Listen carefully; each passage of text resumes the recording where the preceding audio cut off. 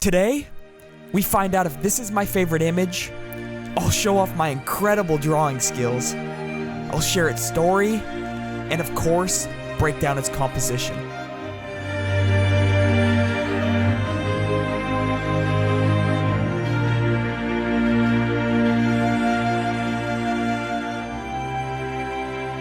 This image is over 2 years old now, which is crazy that it's still at the top of my portfolio. It just goes to show that even 2 years in landscape photography, there's still images that you're never going to top, and this is definitely one of them. Today we're going to break it down, explain a bit of the story, how this photo came to be, how I captured it, the settings, the composition, all of that kind of stuff. So stick around for this video and let's dive into Photoshop. This image was shot in Bandon, Oregon, and this is a rock called Face Rock. And the reason why it's called Face Rock, this took me a lot longer to actually figure out and to see than it probably should have. And let's just test my drawing skills really quick. So I'm going to outline, let's use white. I'm going to outline the face.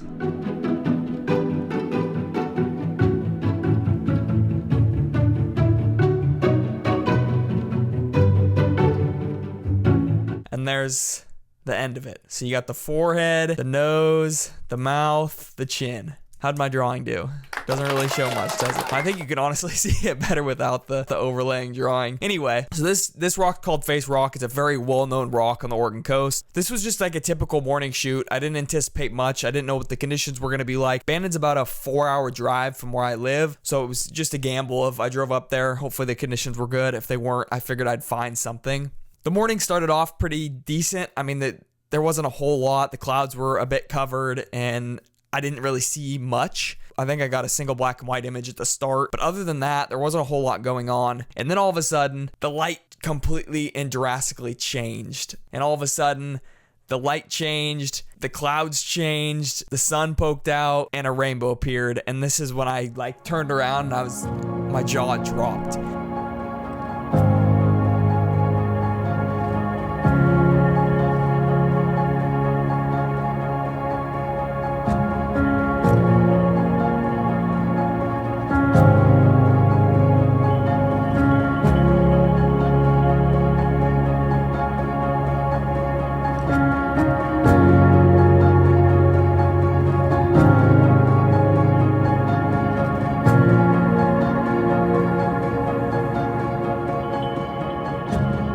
So I instantly pulled out the 70-200 and I started firing away. I got a couple wide angle shots as well, but the 70-200 tight knit shot was what I wanted. This was the golden shot when I saw this scene. What are the chances of a rainbow, coming down on the forehead of this rock? It's still, to this day, it's still incredible. Not only is the rainbow hitting the forehead of the rock, you're also getting the sun that's completely lighting up Face Rock itself. It's glowing. Everything had to happen all at the right time, all at the same time for this shot to come to be. This is like one of those instances in landscape photography that happen maybe once or twice a year that you're just like, wow.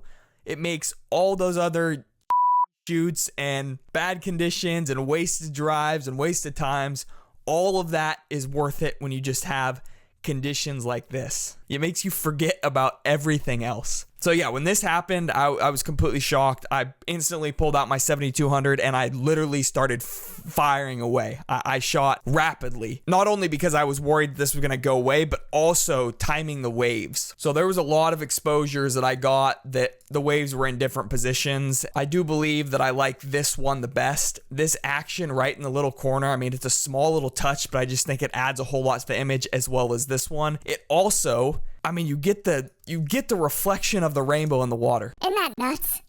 It's actually reflecting in the water itself. It's just unbelievable. Anyway, so yeah, the composition, it's not like a whole dive-in session type of composition. There's not a whole lot to it. It's pretty self-explanatory. I pulled out the 70-200 and I zoomed in as close as possible, fit them both inside the frame, and I started firing away until I liked the wave pattern. That's honestly it. There wasn't much more to it. It was basically like, I'm lucky right now. I'm getting out the camera and I'm shooting. I kind of sealed the bag with these shots, and then I also put on the wide angle and then shot around for a little bit to see if I could get anything. I did get, I think, one shot that I was decently happy with the wide angle, but it wasn't it wasn't something that I was like super excited about. This is the image. Right when I took it, I was like, all right, I'm ready to go in the car and go home because I want to edit this thing. Even though there's not a whole lot to break down here, let's just try and dissect it. There wasn't a whole lot I could do with where these rock placements were. I could have shifted to the left and to the right a little bit so you get more of this showing and this more kind of in the center. But honestly, that wasn't even a thought that crossed my mind when I was shooting. This wasn't like a composition where I was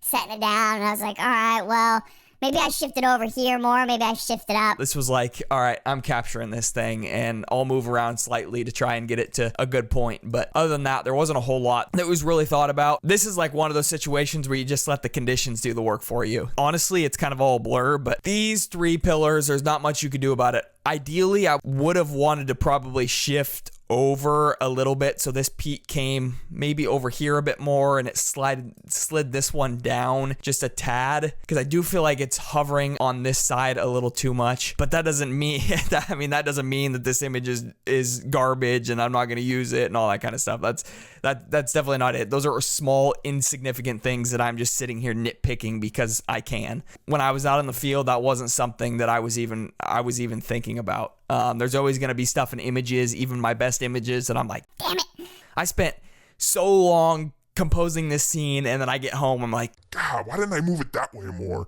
So this is just one of those circumstances where I could be here all day nitpicking and be like, well, I wanted to move it, right 2 millimeters or that. This wasn't one of those type of shoots. This was just the conditions happened and I started firing. These rocks and this little wave here, I think, add a super nice touch. It's like a bit of a movement in the image, not so still. I could have done like a long exposure and basically smoothed out the entire water, but honestly, I wanted this to be more of like an action shot. I wanted these waves to have a bit of a texture to them so they wouldn't get completely lost. I might have been able to see the reflection a bit more if I did a longer exposure, potentially, maybe. I don't know. I didn't try it, so it's kind of hard to say. I just really enjoy the movement in the water. I think it adds a really nice touch to the image. The rainbow slightly off center, I think, works really well in this instance because it's hitting the rock, so it really doesn't matter. It just feels a little bit more natural when it's slightly off. The only thing I actually really struggled with when I was editing this image is how to frame it. Cropping was something that I struggled with because I feel like there was too much space here and then small amount of space here. But when I shifted it over, then it felt like it was too crowded on this side and not enough and too much room on this side. So it was like trying to find a balance because this falls slightly off center. So if you move it over this way more, let me try and do an arrow. If you move it over this way slightly more, then it felt like the rock was completely off to this side and everything else was to this side. Finding a balance when I was not composing it, but when I was editing it and cropping it was extremely tough. When I had to just, after hundreds of times of like, no, and then I go back downstairs, then I come back up and be like, okay, well, I don't like that way now. And it was just a constant repeat process until I was like, screw it. I like this one. I'm making my decision. But that's the biggest thing that I struggled with is like how to crop it, because even like right now, that's a big critique is like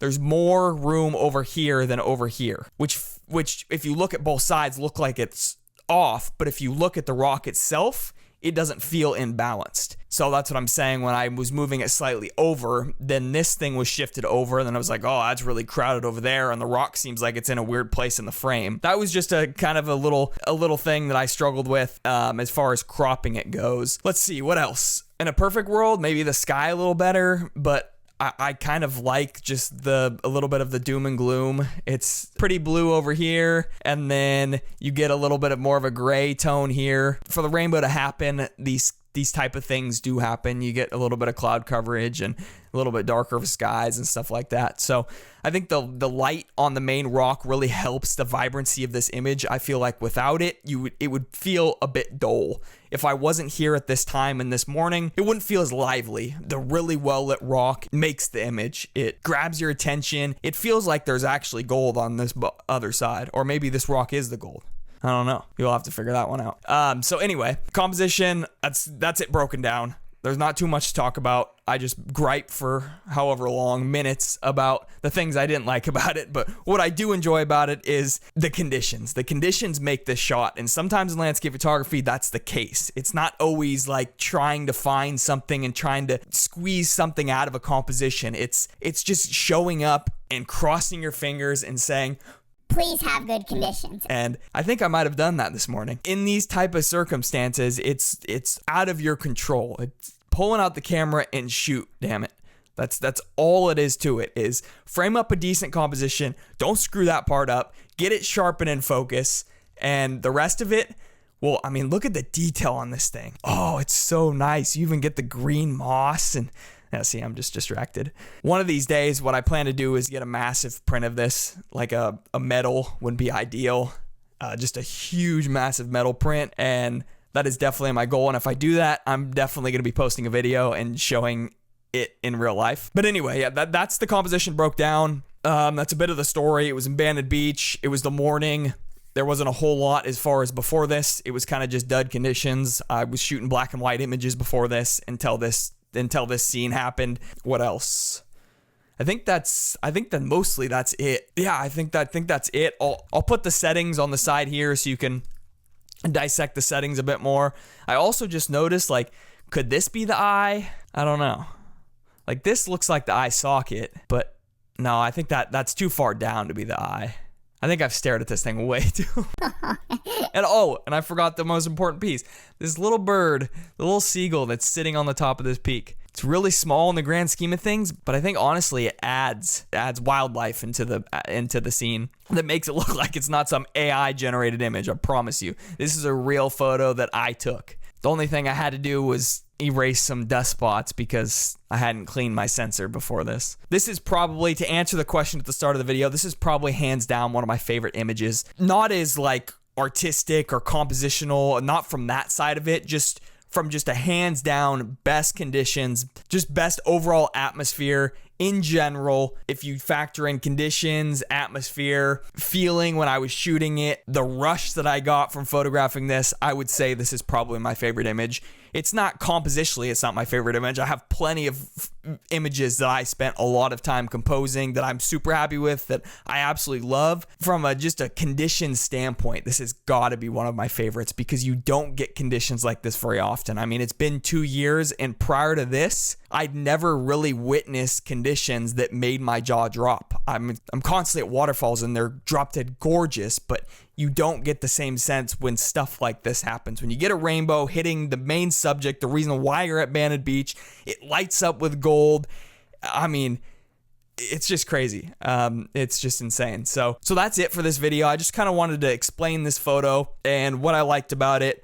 It's in my portfolio, so I'm sure some of you guys have seen it. I wanted to break it down, add a little bit of story behind it or reasoning and stuff like that, challenges that I even faced with an image like this, all of that kind of stuff. That's what I wanted to cover. So I think I got everything. That's basically it. Thank you guys for watching. If you have any questions, definitely leave comments. I will 100% reply and let you know what you were asking, let you know more about this image, let you know more about the place or all that kind of stuff. So if you have any questions, definitely put them in the comments and I will get back to you 100%. I only have 248 subscribers.